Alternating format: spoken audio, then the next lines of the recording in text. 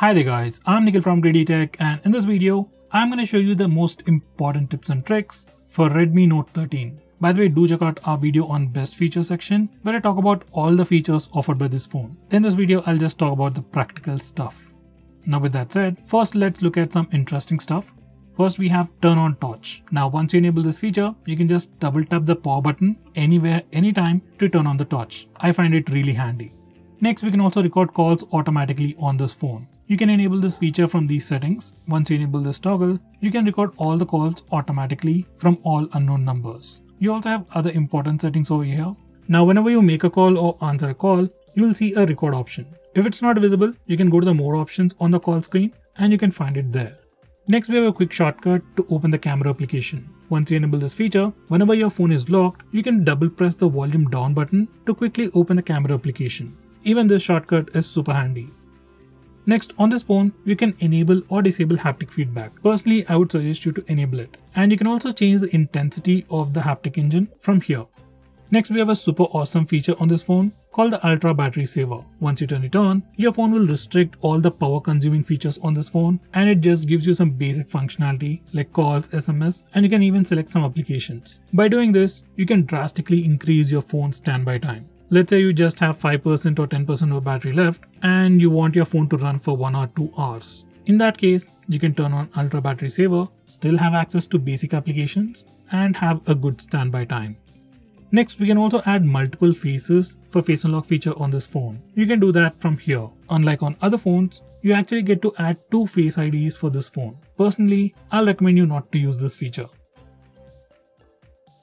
Next, I'm going to show you floating windows. Now there are multiple ways to open floating windows. The easiest way is by using the sidebar. Now this feature is enabled by default while you're playing games or while watching videos, but normally you won't see the sidebar. So first, let's enable sidebar and make it always show. Now you can see the sidebar on the edge of the screen. Swipe from it and you'll see a list of applications. If you open any of the applications from here, they'll open up in a floating window. Once the window shows up, you can resize it, rearrange it, move it around. You can minimize it or maximize it at a full screen. If you click on the dots at the top, you get extra options to make the app go full screen, open split screen mode on the top or bottom, or just close the application. This is definitely a super awesome feature and can greatly increase your productivity. Now let's look at full screen gestures. Now you can enable the full screen gestures from these settings.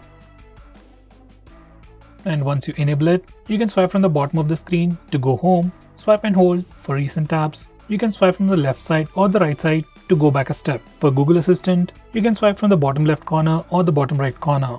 And just like on iOS, you can just swipe left or right on the bottom bar to quickly switch between applications.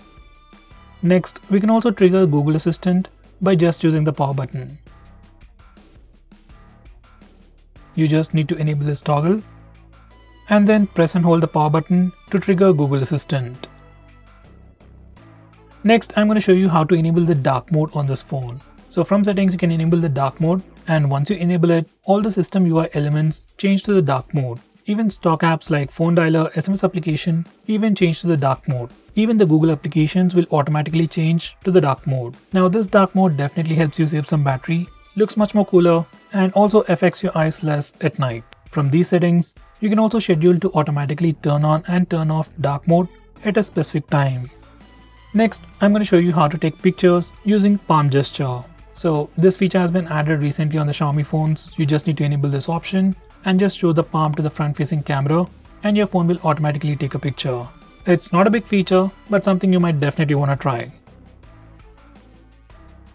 Next, I'm going to show you how to take screenshots on this phone. By default, on any Android phone, if you want to take a screenshot, you can just press the volume down button and power button both at the same time to take a screenshot. For some reason, if that's a bit difficult for you, on this phone we also have the 3-finger screenshot gesture. Once you enable it, you can just swipe down using 3 fingers to take a screenshot. Next, I'm going to show you how to take a longer screenshot. So to take a longer screenshot, first we need to take a regular screenshot. You can either use the buttons or the gesture. Now once you take a screenshot, you will see a small pop-up preview. Just tap on scroll to start taking a long screenshot.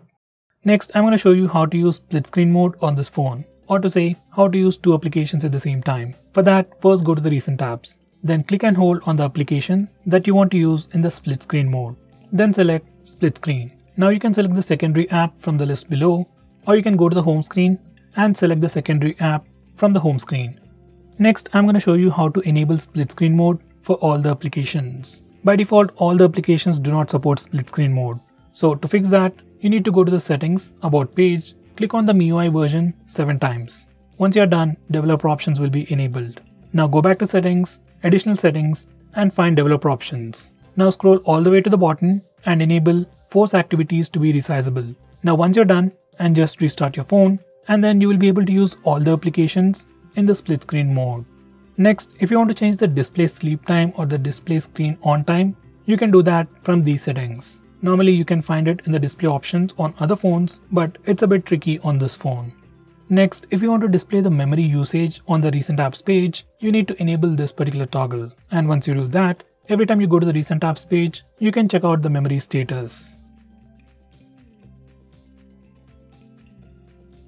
Next, if you want to display the battery percentage on the status bar, this is what you need to do. Go to these settings and you can choose between any of these options. I would select percentage outside the icon. Similarly, if you want to display the network usage of your phone on the status bar, just enable this toggle. Once you're done, your phone will display the real-time network usage information on the status bar. Next, if you want to change the default launcher of your phone, you can do that from here. Let's say if you have installed any third-party launcher, say like the Novo launcher, you can change it from here.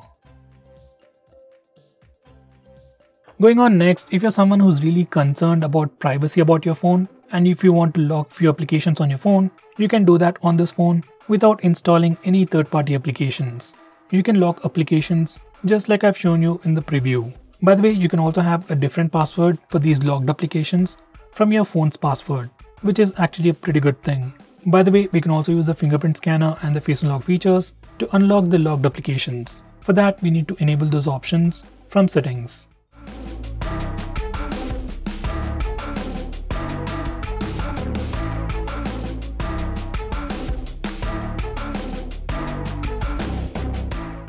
So guys, these are all the most important tips and tricks that you need to know about your phone. If I missed out on anything important, do let me know by commenting below this video. With that said, this is Nikhil signing off. See you in my next video.